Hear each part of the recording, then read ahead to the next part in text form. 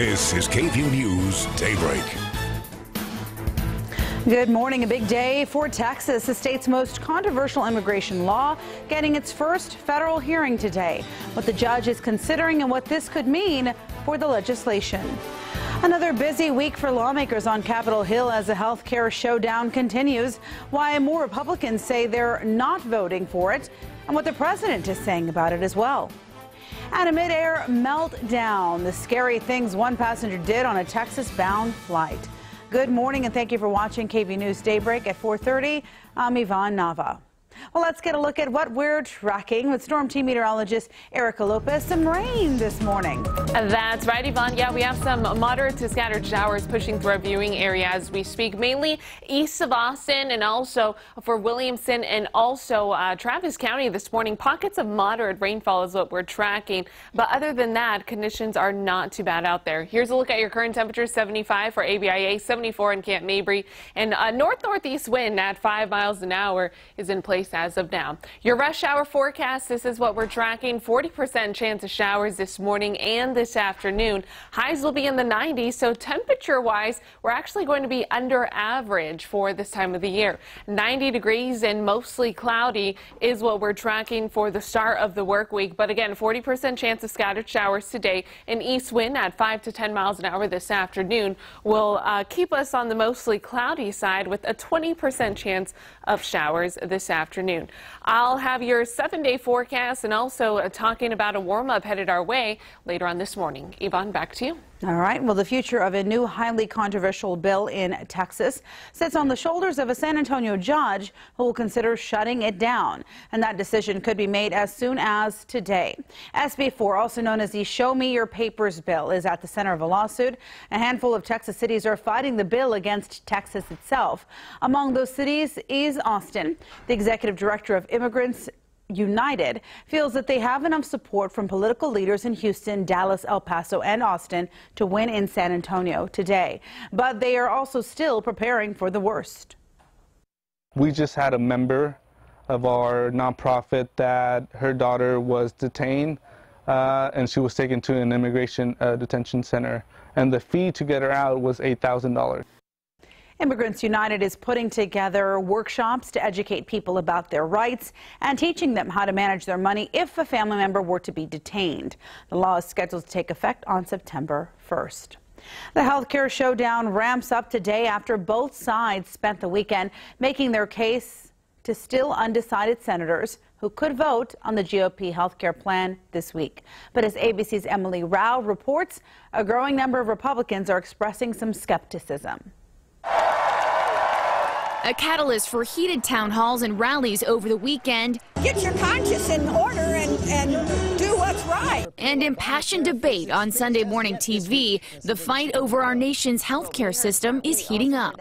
This legislation will cause devastating pain to millions of American families. Potential cuts to Medicaid, a key holdup for many, but the implications of the Senate's 142-page bill are very different depending on who you ask. Well, you keep calling them cuts, but we don't see them as cuts. I respectfully disagree with her analysis. It's hard for me to see the bill passing this week. With Democrats unified in opposition, Republicans can only afford 2 no votes.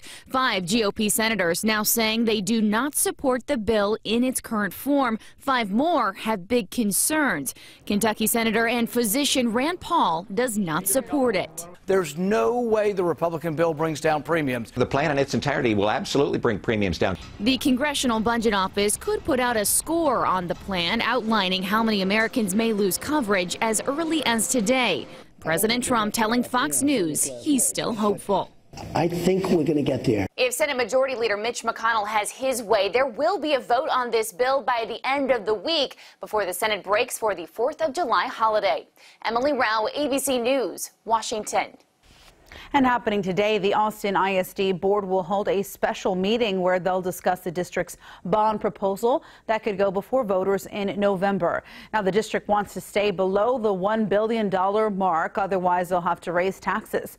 Some projects include a potential new middle school in Northeast Austin, along with 2 other schools. Today's meeting starts at 5:30 p.m. It'll take place at the KVUE Administration Center on West 6th Street, and it's open to the public. Police are investigating the cause of a deadly crash in Fayette County. According to the Austin American-Statesman, 4 people were killed after a sedan and truck crashed head-on right outside of LaGrange. It happened yesterday, just before noon. The 26-year-old driver of the sedan, Sherry Williams, and 25-year-old DeMarcus Johnson died at the scene. A 3-year-old girl traveling with them was also killed. The pickup driver, 48-year-old Juan Benavides, was transported to the hospital, where he later died. 2 others were also treated for their injuries. A grand jury will meet today to decide what, if any, charges will be filed for a crash that killed 13 people earlier this week. 20-year-old Jack Dillon Young was seen on video here, swerving and running off the road just before the crash in March. He hit a church bus from New Braunfels head-on. On Friday, the district attorney met with family members of the victims. He discussed the charges he plans to present to the grand jury.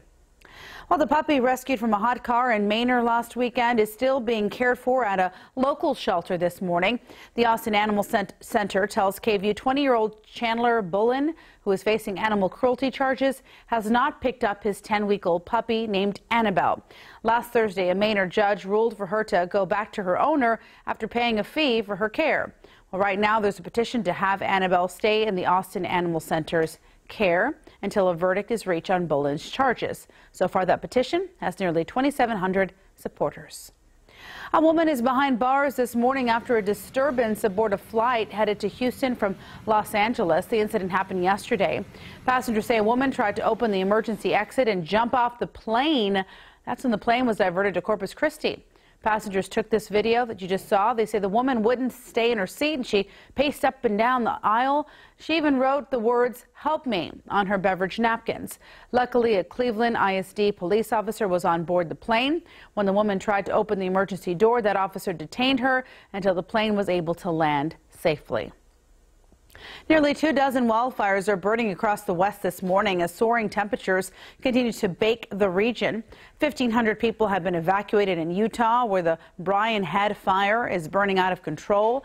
The fire has burned nearly 43,000 acres. High winds and the record-breaking heat are fueling the flames, charring everything in its path. The fire is only 10% contained.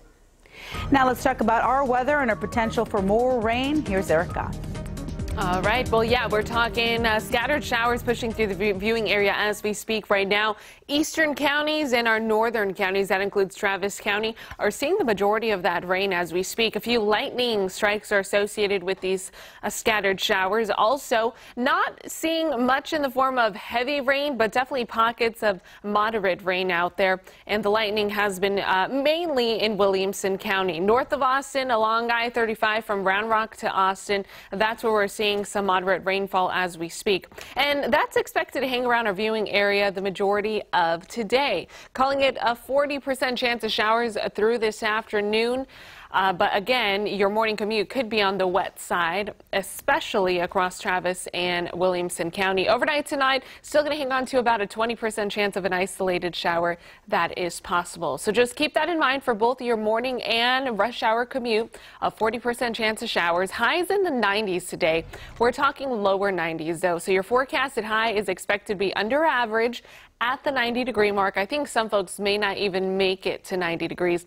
Definitely a much cooler start this week than where we were last week in terms of temperatures, and the clouds and rain are definitely helping us out there. Again, overnight tonight, keep in mind for any of those evening plans, you still have a scattered shower that's possible, but other than that, we're not talking any severe weather or extreme flooding concerns, just scattered showers that's going to hang out for the first half of the work week. I am tracking a dry end to the work week and warmer temperatures headed our way. I'll let you know exactly how warm it's going to get in the full forecast. Yvonne, back to you. All right, thank you so much. Well, if you're thinking about taking a trip to the Mile High City anytime soon, a new bar is on the cutting edge when it comes to activities. It's called the Axe Room, and it's located in downtown Denver. Customers can drink beer while hurling axes at a stump That doesn't seem very smart. But, you know, think darts, but with axes instead. The bar's managers say the sport is already popular in Canada. But before you say, well, that sounds dangerous, well, I just did. They say they have cages in place and do not let people who've had too much to drink play. Their main focus is for everyone to have a good time. Competition gets very heated as well. Last group, it was pretty intense. The Bachelor actually won. Yeah, the Bachelor and his brother, the best man, had to go to overtime to decide who won. If you're interested in doing something like this, you're in luck. Another axe throwing company, Urban Axes, is opening later this summer in Austin on Airport Boulevard. A local store needs your help this morning tracking down an alleged counterfeiter. What they're offering to anyone who can help track down the suspect.